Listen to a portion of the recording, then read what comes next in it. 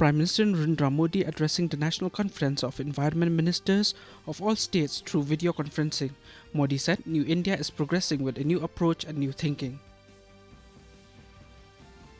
Union Home Minister Amit Shah reaches Pune this afternoon on a two-day visit to Bihar beginning today.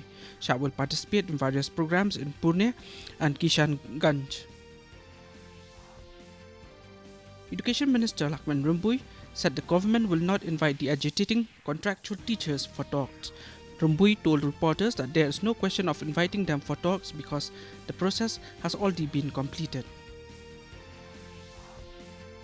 Reiterating their strong opposition on the introduction of Casino and the Meghalaya Regulation Act 2021 on Wednesday, the members of the Hinyotrap Integrated Territorial Organization burned the effigies of the State Chief Minister, Deputy Chief Minister and other Cabinet Minister at Birnihat in Ribhoi District.